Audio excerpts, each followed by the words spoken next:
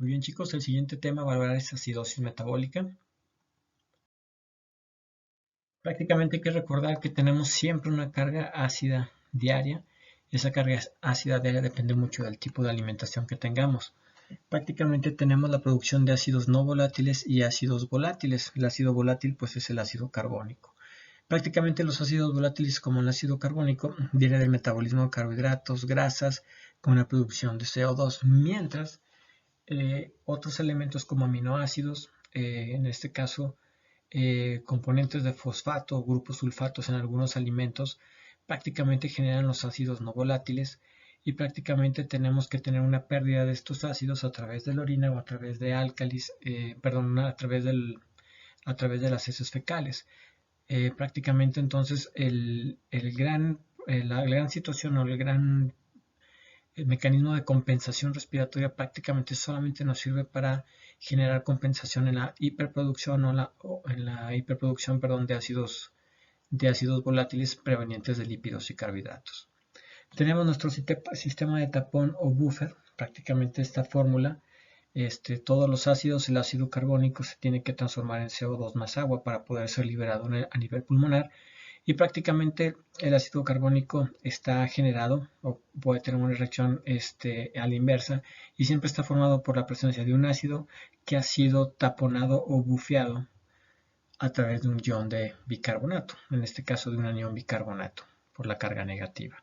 Entonces prácticamente siempre que tenemos ácido carbónico debe de haber o hubo la reacción entre un ácido y el tapón de buffer. ¿Cuáles son los principales buffers? Aquellos que van y se unen a un ácido para hacerlo un ácido mucho más débil. Prácticamente tenemos en el líquido extracelular el 40%. Acuérdense que el bicarbonato es parte del volumen extracelular de la gran cantidad de elementos que tenemos en ese nivel, y prácticamente al unirse genera la capacidad de excretar el CO2 formado a través de la vía ventilatoria, a través de formar primero ácido carbónico para que pueda ser desdoblado en los capilares pulmonares en CO2 más agua. La otra característica de los buffers que tenemos es solamente en 20% en las proteínas o los buffers intracelulares, formado principalmente por proteínas, fosfato, hemoglobina, requiere de 2 a 4 horas para actuar, y el último es la cantidad de buffer obtenido a través del hueso, 40%. Si se consume de manera importante el bicarbonato en el líquido extracelular, el hueso sirve como la siguiente vía para la producción de un buffer para tratar de contrarrestar el efecto de acidez que se esté generando, principalmente la producción de bicarbonato de sodio, principalmente la producción de carbonato y fosfato de calcio. Otro punto fisiológico que hay que recordar es que tenemos la llamada excreción renal de ácido. Prácticamente recuerden que tenemos secreción a nivel del túbulo colector cortical, principalmente a través de las células intercaladas. Por cada ion, o en este caso sí, por cada ion de hidrogenión que pasa a la orina, se genera la reabsorción de un ion de bicarbonato. Aparte de estas dos situaciones y este manejo que se otorga, tenemos en tercer lugar la presencia de los llamados buffer urinarios o los cazaprotones, como lo veíamos en la clase de fisiopatología tubular.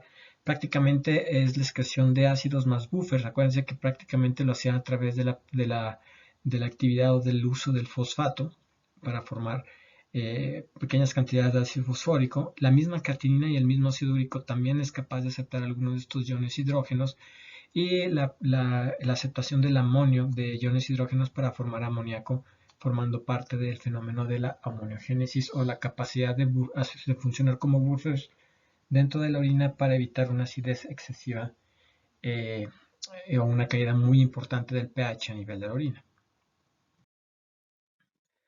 Definiciones y generalidades jóvenes: pH menor de 7.36 es acidosis, mayor de 7.44 es alcalosis. Acidosis es cualquier proceso que incrementa la cantidad de iones hidrógeno. Alcalosis es cualquier proceso que disminuye la cantidad de iones hidrógeno, aunque vamos a ver ahorita una regla muy importante. Trastornos primarios, trastornos secundarios. Importante el sistema de compensación. La compensación, si es un proceso o una alteración respiratoria, la compensación es a través del sistema renal, realizando retención o excreción de iones hidrógeno o de bicarbonato. Y si el proceso es renal, la compensación siempre va a ser respiratoria. Más o menos ese es el orden en el cual se tiene. Obviamente volvemos a la situación inicial, casi siempre sirve para realizar la compensación de la producción de ácidos volátiles. En esta imagen vemos los trastornos primarios. Tenemos 4 trastornos primarios: alcalosis respiratoria, acidosis respiratoria, alcalosis metabólica y acidosis metabólica. Prácticamente en este curso nos vamos a enfocar en lo metabólico para que ustedes vean en neumo los problemas respiratorios. Nos vamos a tener objetivo lo que es la acidosis metabólica, y prácticamente recuerden una regla: es debida a la ganancia de ácidos hidrogeniones o la pérdida de bicarbonato. Es siempre las dos situaciones en las cuales se genera acidosis metabólica, y siempre hay un predominio de ácidos fijos sobre el bicarbonato. Esa es la otra situación. Si yo tengo pérdida de bicarbonato, predominan los ácidos, aunque realmente no es que haya más cantidad, sino que simplemente no hay manera de regularizarse o de mantenerse en equilibrio. Y si yo gano ácidos, pues ahora sí tengo mucha cantidad, genero que se pierde o que ese buffer del bicarbonato se esté consumiendo, y aún así queda una cantidad importante de ácidos persistentes. Características gasométricas de la acidosis metabólica entonces es un pH menor de 7.35, una presión parcial de dióxido de carbono menor de 35 milímetros de mercurio, y un bicarbonato habitualmente de menos de 22.000 equivalentes por litro. La mayoría de las veces, como viene ahí, se requieren algunos estudios complementarios y un protocolo de estudio que vamos a ver. Los mecanismos de adaptación en los trastornos del equilibrio ácido-base, prácticamente nos volvemos a dirigir hacia acidosis metabólica, y prácticamente tenemos el descenso de la presión parcial de dióxido de carbono, que ahorita lo vamos a ver. Y siempre recuérdense que para que se genere este mecanismo de compensación, el paciente tiene que hiperventilar de manera adaptativa, incrementando también su consumo de energético y generando posteriormente desgaste muscular, y la probable respuesta, si se mantiene esta respuesta de manera constante, puede generar fatiga muscular y generar paro respiratorio por fatiga de los músculos que intervienen dentro de la respiración. Esto es el momento de que generan la hiperventilación como mecanismo de compensación. Y los mecanismos de producción de acidosis metabólica, que también esta diapositiva es bien interesante. Tenemos los 4 mecanismos básicos. Recuérdense que si incorporo o gano un ácido exógeno, es ganancia de ácido. Si incremento la producción de ácidos, es ganancia de ácido. Si pierdo bicarbonato a través de diarreas, fístulas gastrointestinales, a través de perderlo por problemas tubulares como una acidosis renal tubular tipo 2, la aplicación de inhibidores de la anhidrasa carbónica como la acetazolamida, prácticamente tengo la misma situación y la misma conformación de acidosis metabólica. Y la interferencia con los mecanismos de acidificación renal, prácticamente en la lesión renal aguda o en la lesión renal crónica, la acidosis tubular renal tipo 1 y la acidosis renal tubular tipo 4.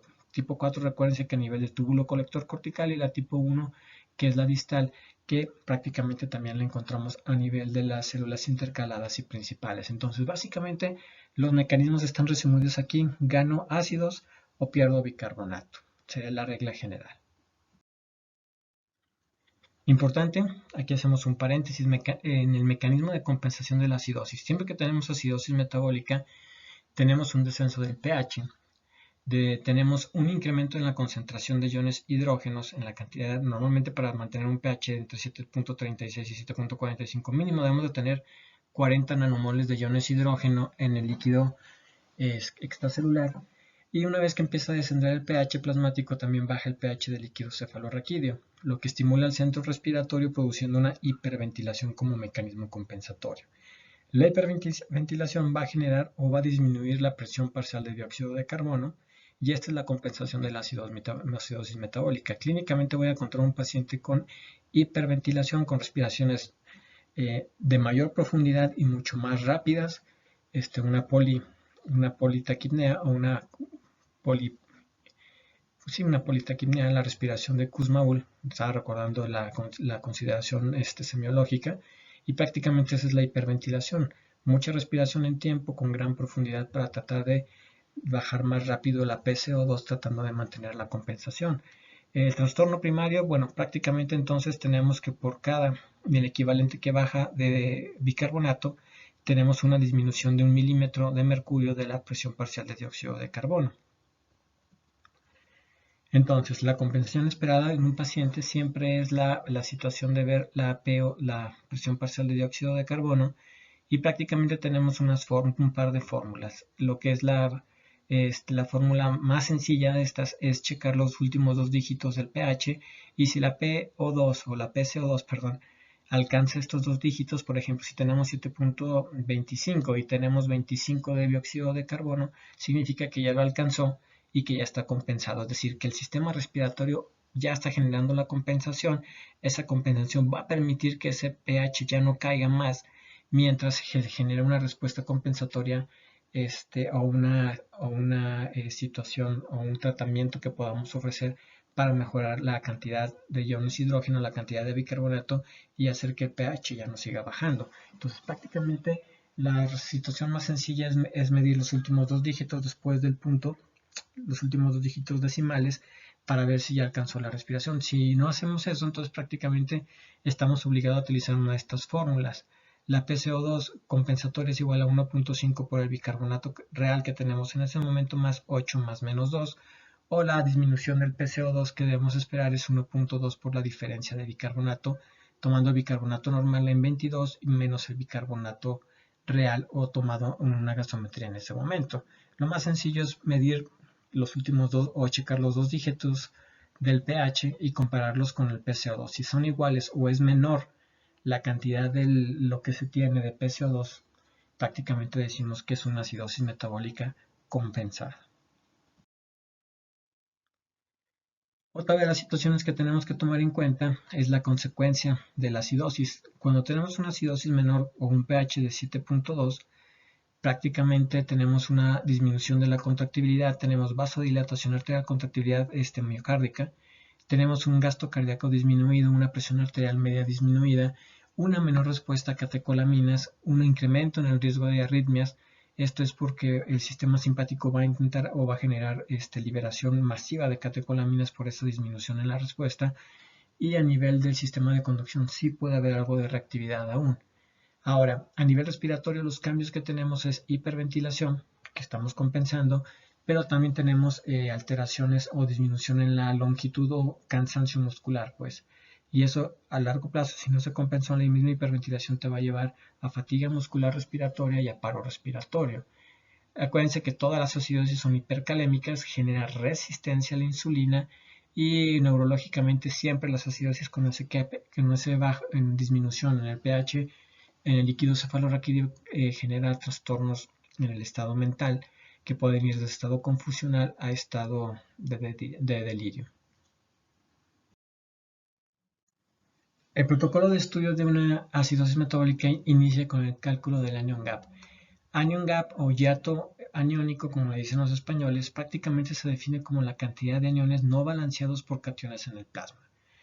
Cationes tenemos sodio, los cationes no medidos, que son calcio, magnesio, potasio, gamma globulinas, que siempre deben de estar en equilibrio con la cantidad de aniones, como el cloro, el bicarbonato con iones negativos, y cargas y aniones no medidos como albúminas, sulfatos, fosfatos, lactatos y ácidos orgánicos. Prácticamente debe de haber una situación de equilibrio. Si yo empiezo a ganar ácidos, como en la mayor parte de las causas de acidosis metabólica, entonces prácticamente esos ácidos con carga positiva se van hacia el lado de los cationes, H+, acuérdense del hidrógeno, y prácticamente tenemos un desbalance en esta fórmula del anion gap. El anion gap entonces es la cantidad de cationes menos los aniones. Prácticamente si tengo ganancia de cationes, aunque no los mida, prácticamente voy a tener consumo de bicarbonato. Entonces el bicarbonato baja en el lado de los aniones y por lo tanto se desbalancea esta ecuación o este balance también de esa manera. Por lo tanto, tengo un rango normal para esta cifra cuando solamente mido sodio, cloro y bicarbonato, que son los más amplios. Acuérdense que son en buena cantidad en el volumen extracelular y son prácticamente bien medibles. Prácticamente tengo un anion gap con un valor de 12 más menos 4, que puede ir entonces de 8 hasta 16. Prácticamente esa sería la definición, y en la mayor parte de los libros seleccionan el rango de 16 como un anion gap alto para ese tipo de acidosis metabólica. Prácticamente lo que vemos es la misma fórmula, siempre que hay un ácido, en este caso el HA, se une al bicarbonato, que realmente el bicarbonato permanece en mayor, su fórmula química realmente es más el bicarbonato de sodio. se forma ácido carbónico más el ácido unido con unión a este sodio, y prácticamente el ácido carbónico es el que se libera a través de su transformación en dióxido de carbono más agua, en donde A es acuérdense que es el anión no medido, que es el H, ¿ok? Entonces más o menos así muy sencillo para que ustedes lo puedan comprender. Prácticamente entonces el anion gap es el sodio menos el cloro más el bicarbonato, cloro y bicarbonato que son aniones, y el sodio que son cationes. Aniones medidos menos cationes medidos, prácticamente esa es la fórmula.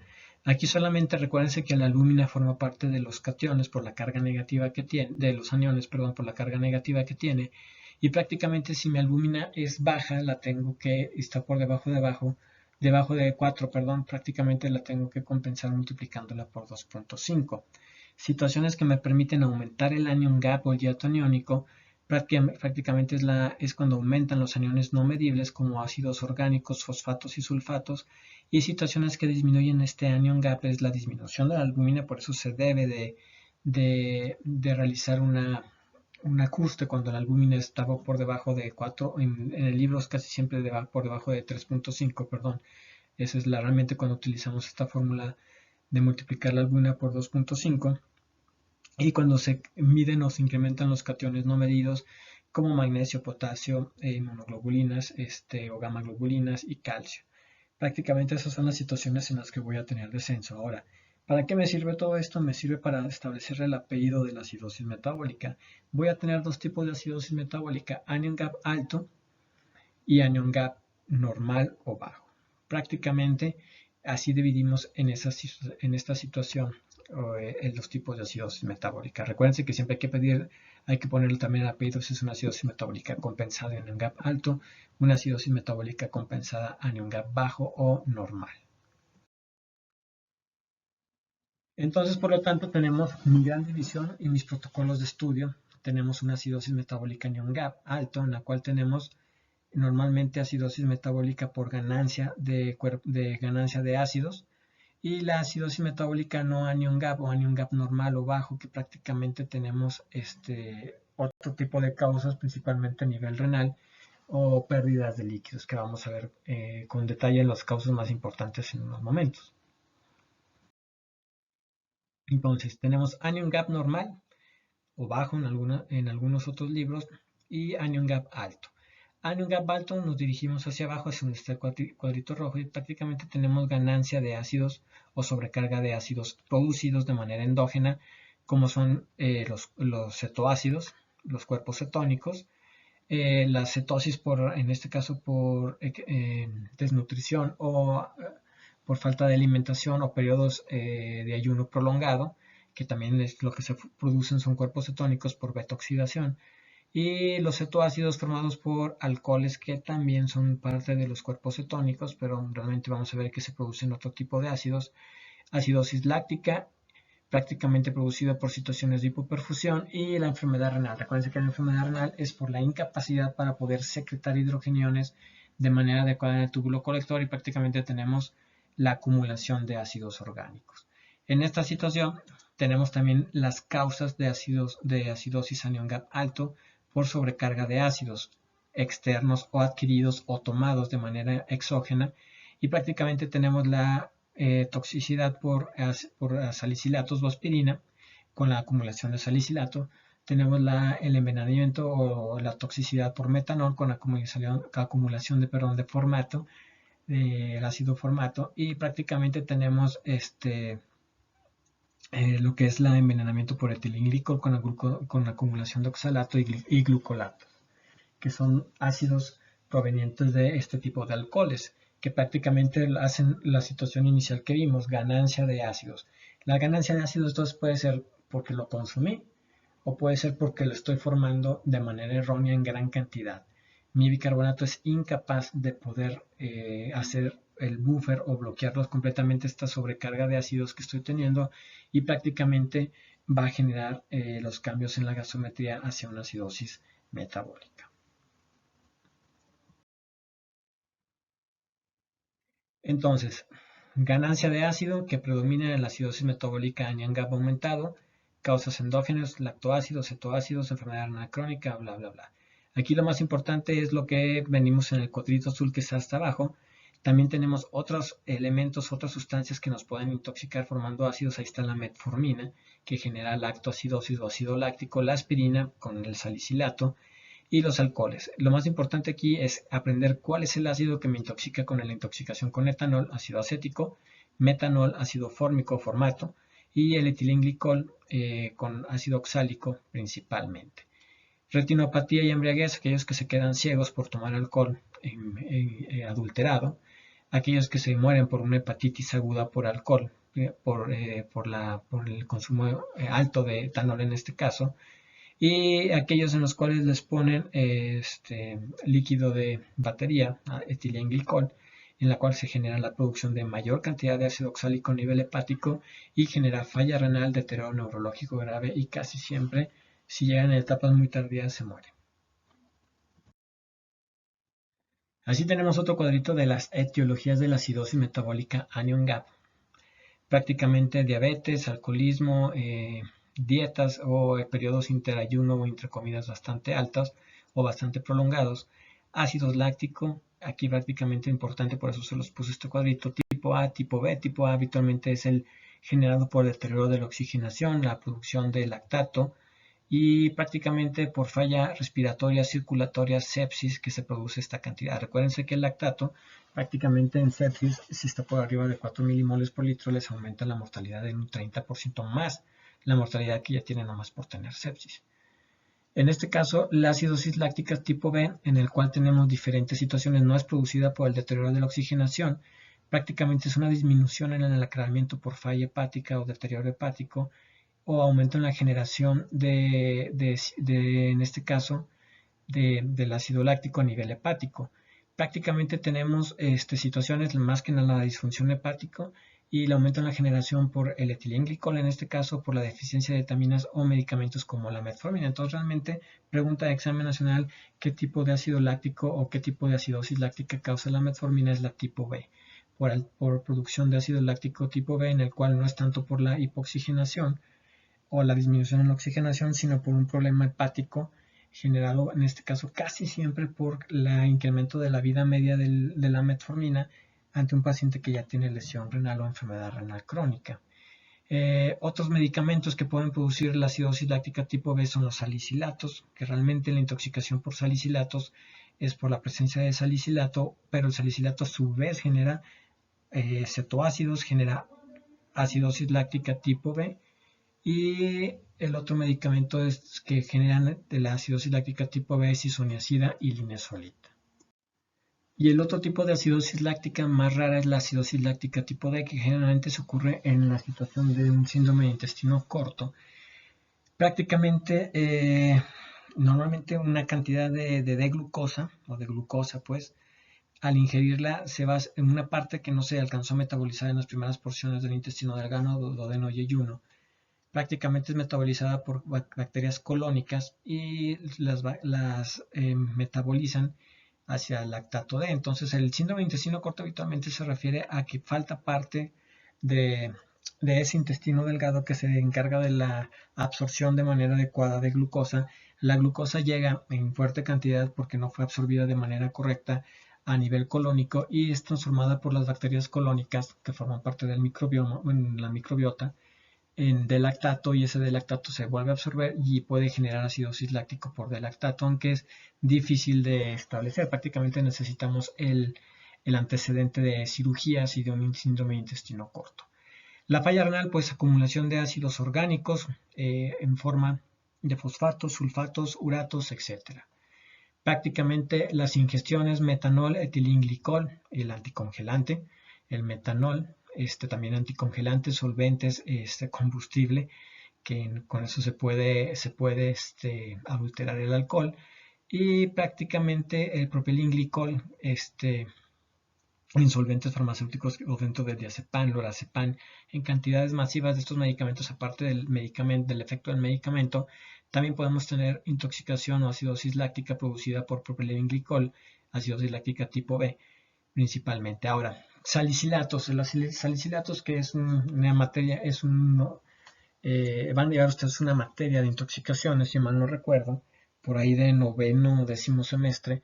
Prácticamente los salicilatos, importante que conozcan, es que se va a generar o generar una acidosis metabólica anion gap alto por la intoxicación de las salicilatos. Principalmente salicilatos en su forma liposoluble, que es ácido salicílico, y prácticamente esta cosa se acumula, se genera y altera lo que es la mitocondria, y la mitocondria empieza a generar o disminuir la producción de ATP. Al disminuir la producción de ATP, empieza a echar mano de todo lo que tiene de mecanismo, desde la glucólisis anaerobia hasta la producción o formación de glucosa y ATPs a través de aminoácidos y la formación de cuerpos cetónicos. Todo esto dependiendo qué tipo de células, si es a nivel hepático, a nivel de tejido adiposo, etc. Prácticamente tenemos acumulación de ácido láctico, de cuerpos cetónicos, y prácticamente la manifestación más importante es la hiperventilación con alteraciones o con incremento del CO2 y estimulación del centro respiratorio del sistema nervioso central.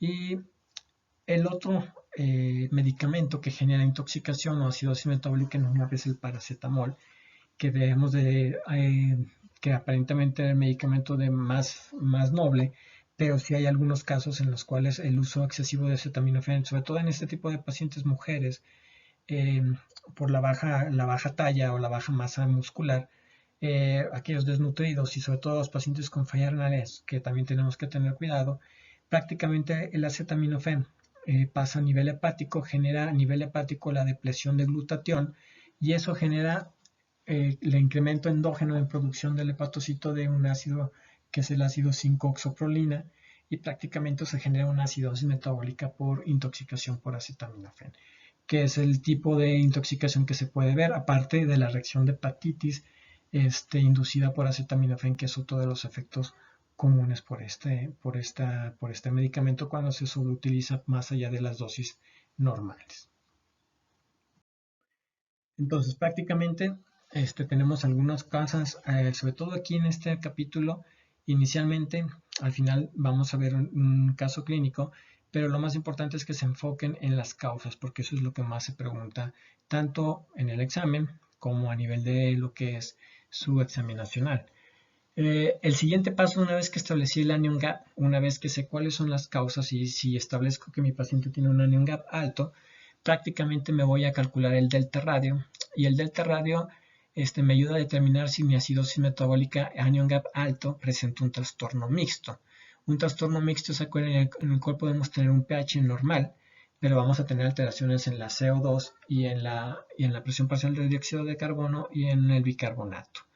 Entonces el delta radio se saca midiendo lo que es el anion gap y dividiéndolo entre la diferencia de bicarbonato.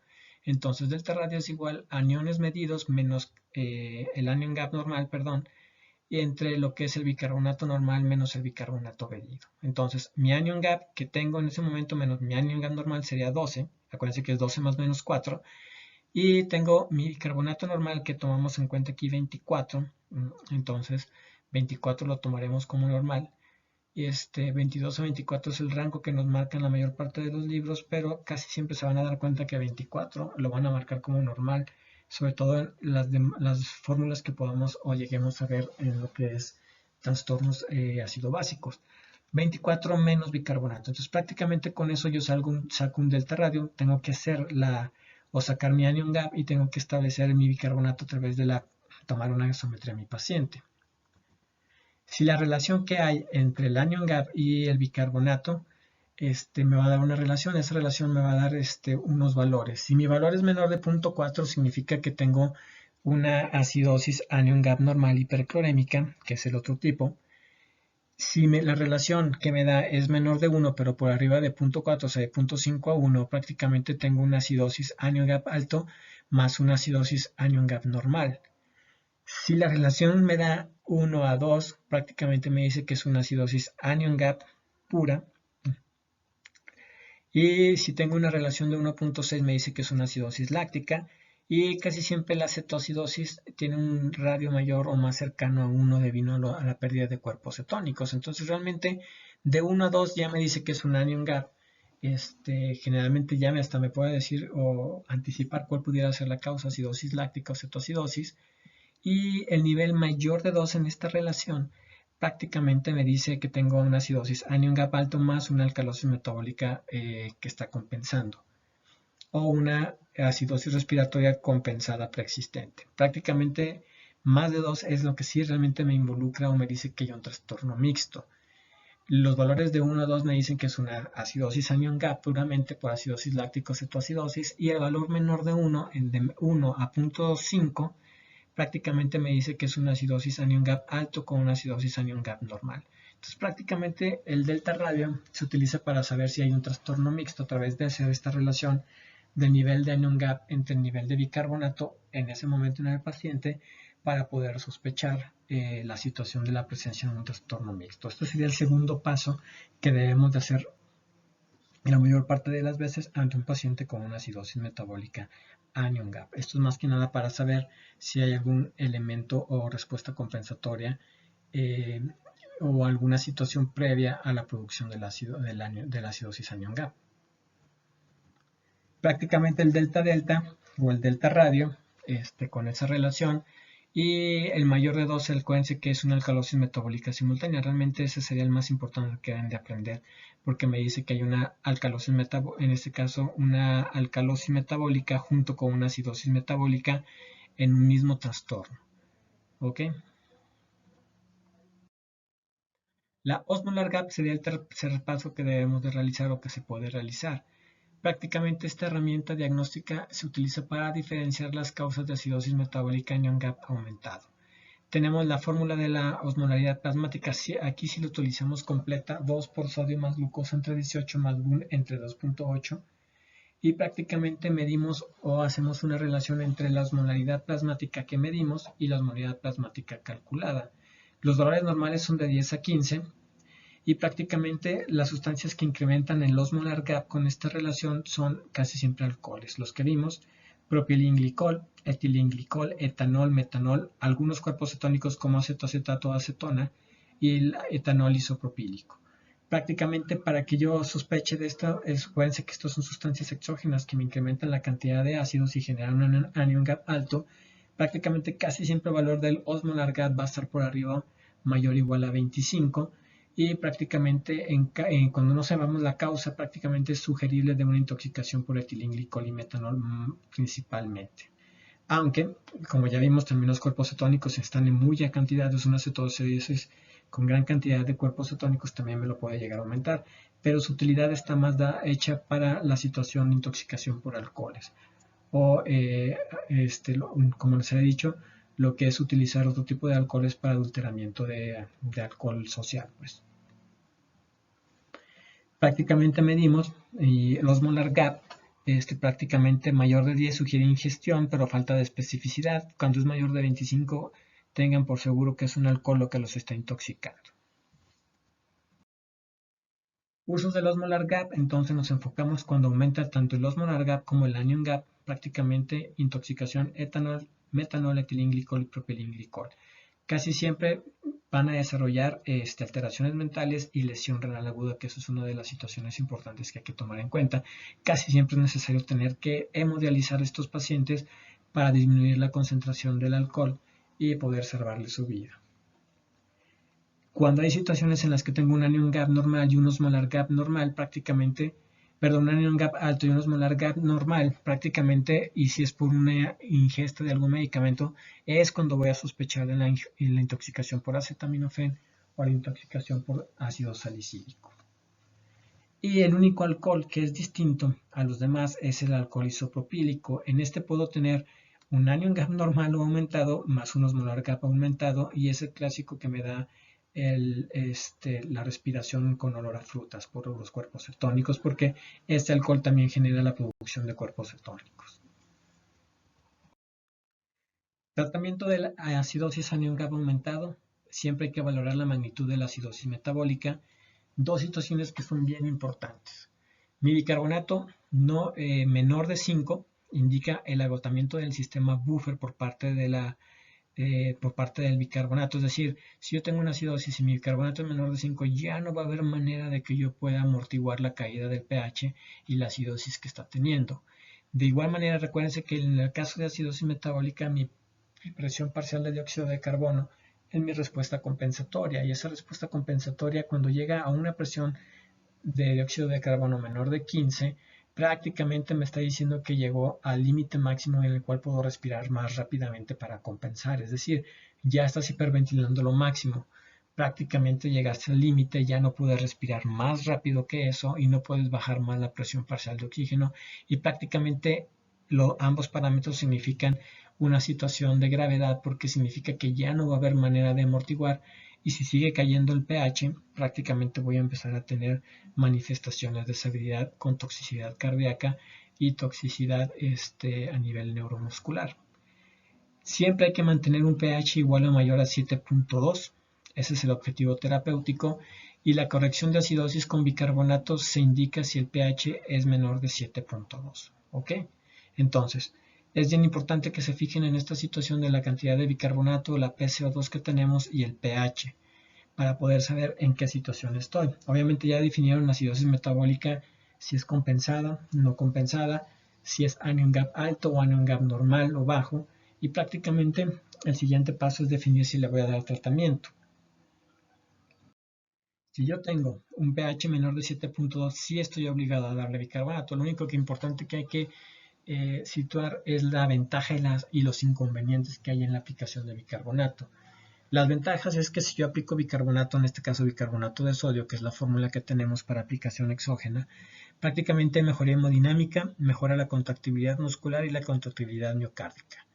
Disminuye la hipercalemia, acuérdense que también era una medida que utilizamos para disminuir el potasio, hasta 0.5 hasta un miliequivalente de potasio que se podía disminuir, pero siempre y cuando tuviera la indicación por acidosis con un pH menor de 7.2. Y la prevención de la caída abrupta de la osmolaridad cerebral también es generada a través del uso de bicarbonato, mejora el metabolismo celular y mejora el efecto de la insulina, pero tiene inconvenientes. Estoy prácticamente poniendo volumen y sodio junto con el bicarbonato, y puede provocar edema pulmonar en pacientes que ya tienen retención de líquidos. Puedo generar hipocalemia, puedo generar disminución del flujo cerebral, genero hipernatremia o es una causa de hipernatremia, puedo empeorar una acidosis láctica y generar una alcalosis de rebote, y hay dos situaciones: puedo generar hipocalcemia e hiperfosfatemia junto con hipoventilación por estarle quitando el efecto del CO2 de estimulando el sistema o la respuesta respiratoria. Entonces son situaciones que deben de saber para poder determinar si le conviene a ese paciente aplicarle bicarbonato. La indicación absoluta es menor de 7.2, pero si mi paciente no tolera mucho la cantidad de volumen, debo de saber que tengo que limitarle la cantidad de bicarbonato, si no al rato voy a tener un edema pulmonar y voy a acabar intubando a ese paciente, no tanto por la situación de la acidosis, sino por el edema pulmonar y por haberle fastidiado la permeabilidad capilar pulmonar. Prácticamente la fórmula es la siguiente: ¿cuánto bicarbonato le tengo que poner? El déficit de bicarbonato es igual a la diferencia de bicarbonato o bicarbonato que le quiero poner, bicarbonato diana menos el bicarbonato real, o bicarbonato real menos el bicarbonato diana, por 0.5 por el peso corporal total. Entonces la diferencia de bicarbonato es bicarbonato diana, a qué bicarbonato quiero llegar al paciente, y el bicarbonato real en ese momento. Muchas veces va a haber, o las situaciones importantes es que tengo bicarbonato menor de 10.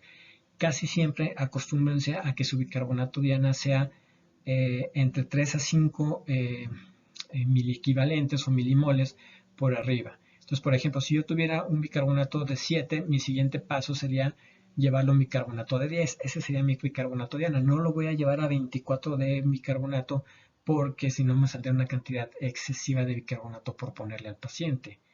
En las acidosis extremas con bicarbonato menor de 5 miliequivalentes, prácticamente con tasas de producción de ácido muy elevado, sustituimos al valor de 0.5 por 0.8, que es prácticamente establecer lo que es el líquido extracelular, o el volumen, en este caso el agua corporal total, perdón, y prácticamente lo hacemos o lo diluimos en mayor cantidad. Entonces,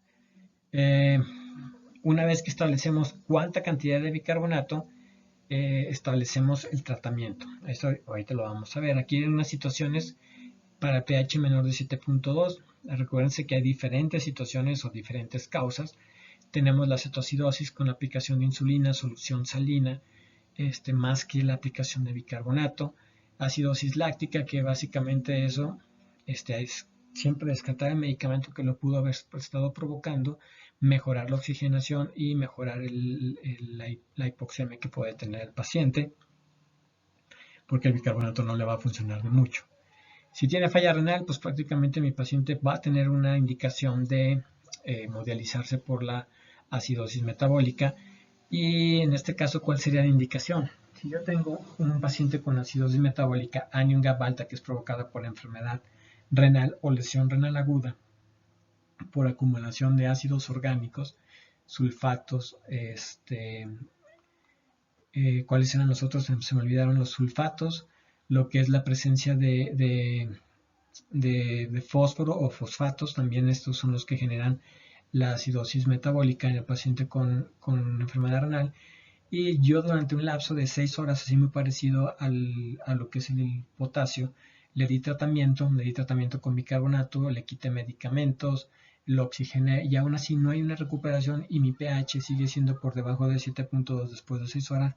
Se habla de que el tratamiento o la acidosis es refractaria al tratamiento. El siguiente paso es hemodiálisis. Entonces es una indicación de urgencia absoluta para utilizar hemodiálisis como terapia para mejorar o liberar la cantidad de ácidos que pueda tener en la sangre del paciente y mejorar o agregar bicarbonato en bastante buena cantidad para tratar de amortiguar el ácido que no puede salir a través de la máquina de hemodiálisis. La intoxicación por metanol, etilenglicol, utilizamos lo que son medicamentos para esas intoxicaciones, vitamina B6, cianocobalamina para fomepizol, folato para metanol, hemodiálisis para la mayor parte si están en presentación tardía y generan lesión renal aguda. Y la terapia con álcalis casi siempre la situación es utilizarla con dos objetivos. Uno, si tienes un pH menor de 7.2 inicias bicarbonato, o si tienes un bicarbonato menor de 8 también pudiera llegar a tener una indicación relativa. Ahora, la indicación absoluta de si mi pH 1 bajó por extraña situación, pero ya tiene un bicarbonato menor de 5 o un PCO2 menor de 15 milímetros de mercurio, significa que, acuérdense lo que les dije, que prácticamente llegó a su límite, ya no les va a compensar. Pueden tomar esas dos situaciones como indicación para iniciar de bicarbonato, aunque el pH esté en 7.22, 7.23 o 7.25, sí, lo podemos utilizar porque ya saben que no va a compensar con nada más y necesita forzosamente algo que pueda amortiguar esa caída de pH que va a empezar a tener de manera súbita. Prácticamente los efectos más importantes del uso de bicarbonato de sodio, lo que les dije, aumento del volumen, mucho sodio, hipernatremia, hipocalcemia. Acuérdense que la hipocalcemia genera excitabilidad neuromuscular, tetania o tétanos, y prácticamente el aumento de fosfatos o hiperfosfatemia. Y uno de los efectos que tiene la administración de bicarbonato es inducir la acidosis intracelular refractaria, sobre todo a nivel de las células tubulares por culpa del túbulo proximal. Una vez que empiezo a generar bicarbonato, el bicarbonato, recuérdense que se va a filtrar a través de los glomérulos, y una vez que llega el bicarbonato que se está eliminando por la cantidad que puse, prácticamente va a haber una cantidad de bicarbonato que pasa y en el túbulo proximal es intercambiada por los múltiples cotransportadores y transportadores y empieza a generar una acidosis intracelular en las células del túbulo proximal, y posteriormente también genera esa acidosis intracelular paradójica a nivel de las células del túbulo colector cortical. Esa es una complicación, realmente es muy difícil y tiene una explicación fisiológica un poquitito más extensa, pero prácticamente es lo que se pudiera generar con el uso de bicarbonato. Pero obviamente tiene su indicación absoluta siempre y cuando tenga un pH menor de 7.2 por los efectos que ya vimos que ocurren a nivel cardiovascular cuando tenemos o alcanzamos ese pH. Prácticamente tenemos otro grupo de medicamentos que aceptan protones y generan bicarbonato. Prácticamente este medicamento, que es la trometamina hidroximetil aminometano, que ese es el TAM, por sus siglas se abrevia así, es un medicamento que acepta protones, hidrogeniones, que genera bicarbonato y consume CO2. Prácticamente se empezó a emplear allá por los años 2000, hasta el 2005-2006, porque se pensaba que pudiera ser efectivo para la acidosis metabólica. Se sigue utilizando en algunas unidades de cuidados intensivos. Prácticamente la diferencia con el bicarbonato es nada, a excepción eso de consumir el CO2, que habitualmente hace que necesite utilizarse con un paciente que esté bajo ventilación mecánica o con vigilancia respiratoria. Y prácticamente la única diferencia que hay entre el bicarbonato y el TAM, aparte de no tener los efectos indeseables del bicarbonato, es que el bicarbonato dura mayor cantidad de tiempo posterior a su aplicación, es decir, puede durar hasta 4 o 6 horas, mientras que el TAM dura solamente 3 horas después de que se terminó de utilizar. Todavía puede durar 3 horas a nivel sanguíneo, a través de su eliminación a través de vía renal. Entonces, prácticamente el TAM, en algunas situaciones, acidosis metabólicas moderadas, se puede llegar a utilizar siempre y cuando tengamos respaldo o soporte respiratorio. Actualmente ya su uso es muy raro de verlo en las unidades porque también es caro y se opta por el bicarbonato de sodio, que es mucho más barato. Entonces no se les olvide trometamina, hidroximetil-aminometano.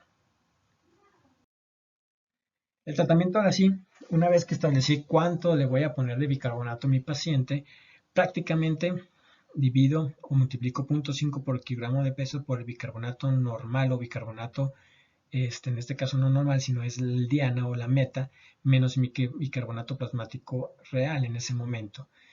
La mitad se repone en la mitad en 12 horas y la otra mitad en otras 12 horas. Pero bueno, hay situaciones de urgencias y prácticamente fíjense bien. Una vez que yo establezco la cantidad de bicarbonato que le voy a poner a mi paciente, la mitad, esa es la regla general actualmente, del déficit calculado lo voy a administrar en un lapso de 3 a 4 horas, si no hay insuficiencia cardíaca grave. Prácticamente tengo en esas 3-4 horas, tengo que volver en esas 3 horas tengo que volver a medir el pH y si alcancé un pH arriba de 7.2, suspendo la aplicación de bicarbonato. Y tengo que estar midiendo también y corrigiendo el potasio porque si le pongo mucho bicarbonato, acuérdense que el potasio se va a ir hacia abajo y voy a acabar en una hipocalemia. Entonces prácticamente la situación es la mitad, 3 horas, 4 horas como máximo. Vuelvo a recalcular y vuelvo a establecer cuál es ese bicarbonato diana que quiero alcanzar para estar midiendo mi pH. Ya no es como antes, al principio que utilizábamos por 12 horas la misma infusión de manera continua y cuando acordábamos ya teníamos al paciente en alcalosis con una hipocalemia severa y realmente a veces se morían por la hipocalemia y por la alcalosis porque mata más rápido la alcalosis que la acidosis y prácticamente esa práctica se desaconsejó de utilizar hace bastante tiempo. Son lapsos de 3 horas para poder establecer la diferencia de pH o el beneficio del pH y para poder establecer si se alcanzó el pH meta de 7.2 y suspender inmediatamente el bicarbonato para esas fechas en las cuales ya tenemos el uso de bicarbonato, cuando menos ya tenemos que tener una idea de cuál fue la causa de esa acidosis para empezar a generar un tratamiento causal o etiológico para evitar o mantener la hiperproducción de ácidos para poder o no necesitar de nuevo la aplicación de bicarbonato.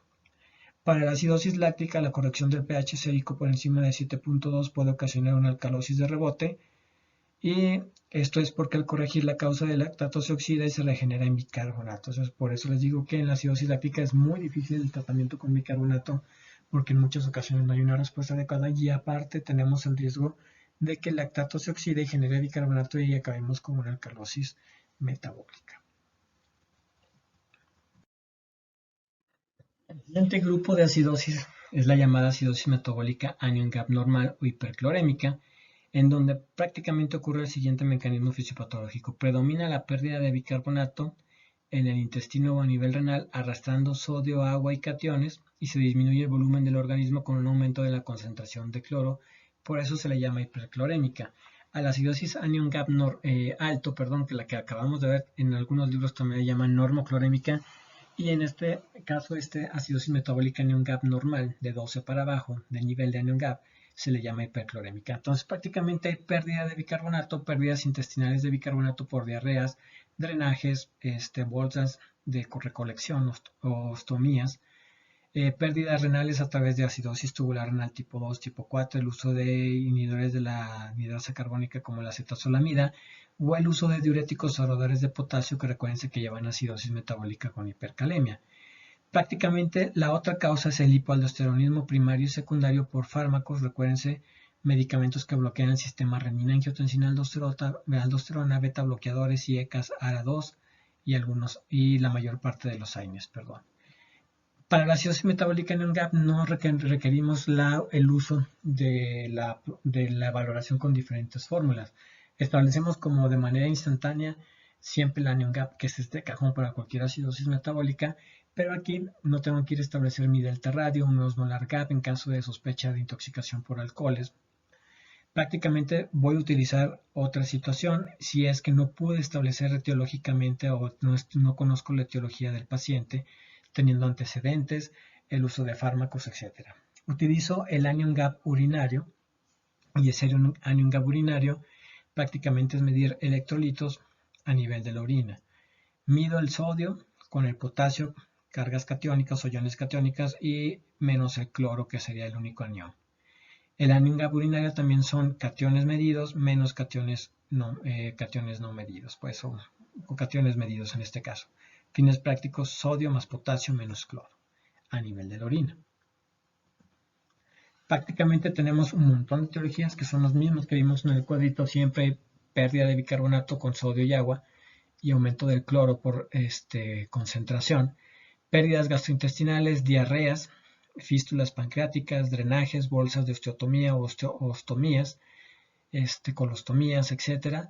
Las acidosis tubulares renales, falla renal temprana con deterioro en la producción de amonio, sobre todo hablándome de túbulo proximal y túbulo colector cortical. Acuérdense que es el paso de la amoniogénesis desde el túbulo proximal al de desanimar la glutamina y el paso a través del túbulo colector cortical para formar amoníaco. Y la ingestión de acetazolamida. Otros medicamentos que tenemos que pueden condicionar son la colestiramina, que es también un elemento que atrapa ácidos grasos y sobre todo disminuye el colesterol por atrapar ácidos grasos a nivel intestinal, y el sevelamer, que es el nombre comercial, que es el sevelamer, que es un medicamento que utilizamos para enfermedad renal crónica como quelante de fósforo, para inhibir la absorción de fósforo también a nivel del intestino delgado. Tenemos causas dilucionales debido a la rápida infusión de bicarbonato libre y poshipocapnia. Prácticamente la poshipocapnia te lleva a una alcalosis respiratoria con CO2 bajo, en la cual generalmente se produce la acidosis metabólica una vez que empiezo a tratar de corregir esos pacientes que estaban cursando con alcalosis respiratoria.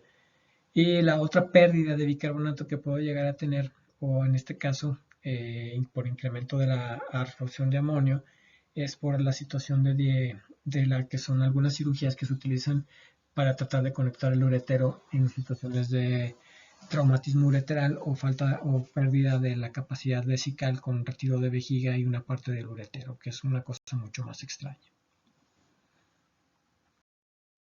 Prácticamente entonces causas de acidosis metabólica en GAP normal o hiperclorémica.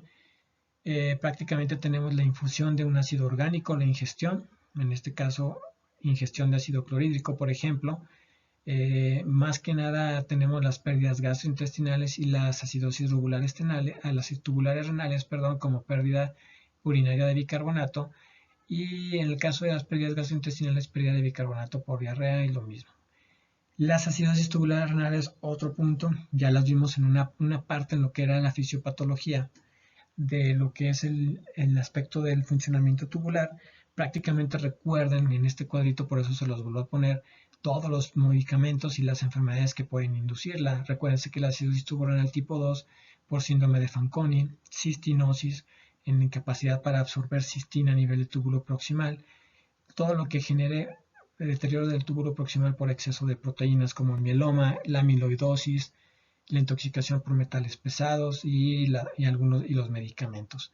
Para la acidosis renal tubular tipo 1 o distal, prácticamente enfermedades autoinmunes, síndrome de Sjögren, nefritis lúpica, lo que es artritis reumatoide, y también medicamentos como el litio, la anfotericina y el tolueno. Y para la tipo 4, que es la más frecuente, prácticamente todas las causas de hipoaldosteronismo, destrucción de las células principales intercaladas, nefropatía obstructiva, trasplante renal y el uso de espironolactona o amiloride como medicamentos inhibidores o que actúan a este nivel. Entonces prácticamente ustedes tienen que recordar las etiologías. ¿Cuál sería la manifestación entonces de una acidosis tubular renal?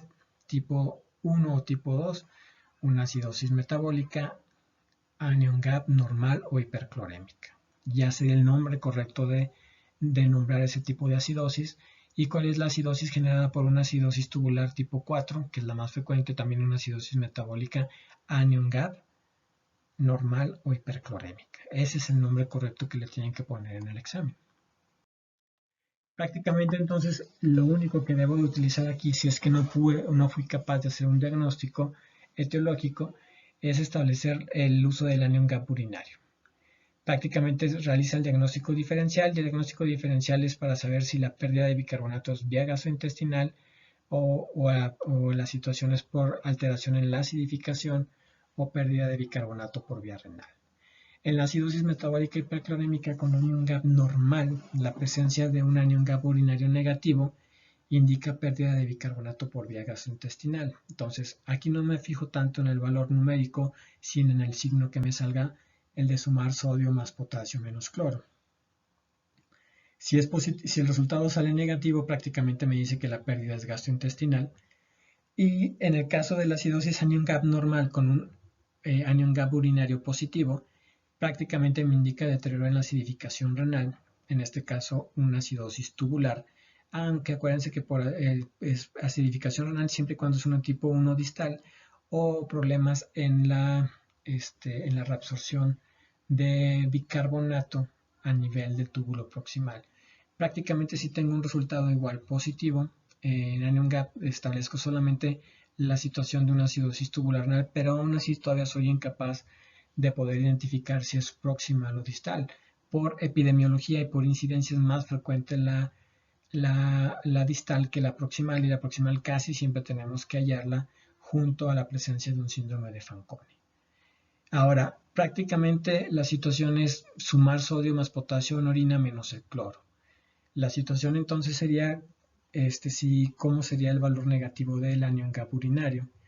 Prácticamente si yo estoy perdiendo bicarbonato, sodio y potasio a través de la diarrea, prácticamente disminuyo la cantidad de sodio y potasio en la pipí y por lo tanto domina el cloro negativo y por eso me salió un anion gap urinario negativo en el caso de la pérdida gastrointestinal.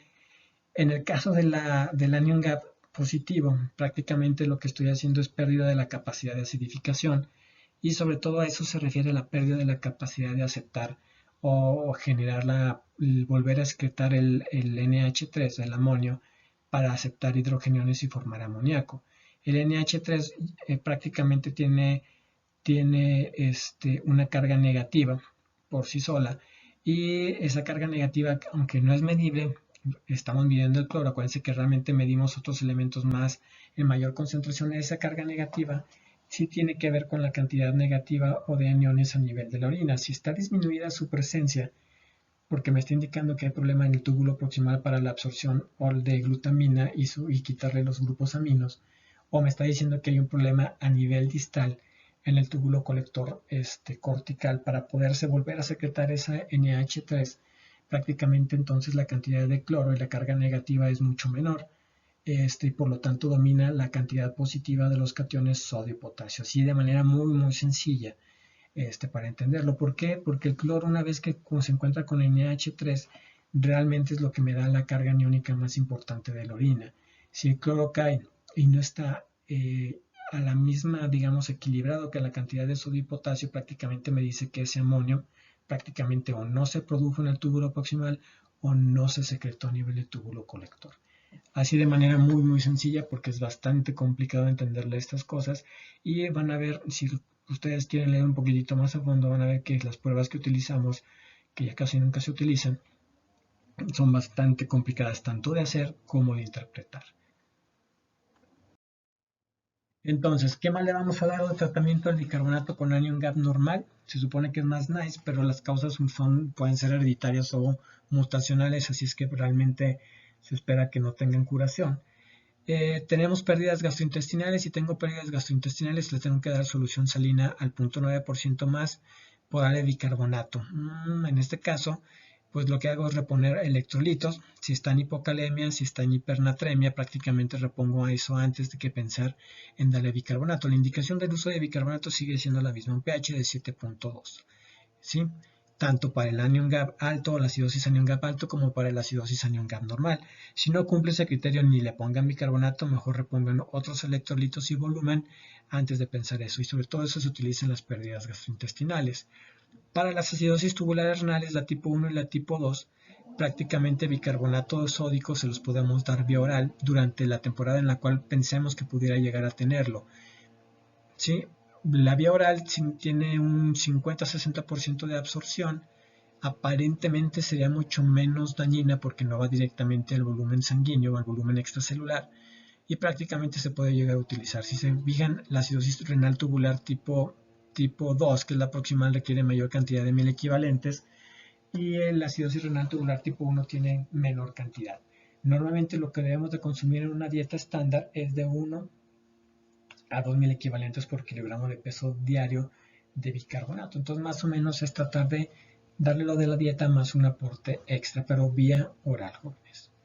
La acidosis tubular renal tipo 4 prácticamente es tratar de quitar medicamentos que ocasionan el hipoaldosteronismo, modificarlos, disminuirles dosis, y lo que habíamos visto para el tratamiento de la hipocalemia crónica, aumentar la dieta con alimentos para que tengan potasio, y para la acidosis renal, perdón, la que tengan menos potasio, perdón, y prácticamente la acidosis la trataríamos con la aplicación también de bicarbonato, y si existe un hipoaldosteronismo muy intenso, la aplicación de la aldosterona sintética, que sería la fludrocortisona.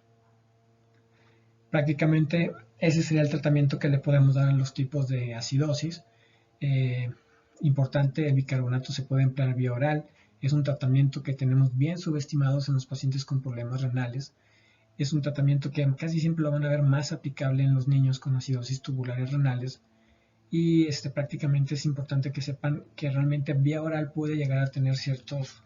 Es un buen elemento terapéutico. Cuando se utiliza intravenosa solamente es para las condiciones de acidosis que ponen en peligro la vida con un pH menor de 7.2. Aquí les pongo un caso clínico, una niña de 22 años, así como ustedes, diabética tipo 1, con un día de historia de náusea, vómito, poliuria, polidipsia, dolor abdominal vago. Prácticamente hipotensión ortostática, sequedad de mucosas, está bien chocadita, hipovolémica, datos clínicos de hipovolemia, jóvenes. Tiene un sodio de 132, tiene un potasio de 6, tiene un bicarbonato de 11, tiene una glucosa de 720, para que amarre.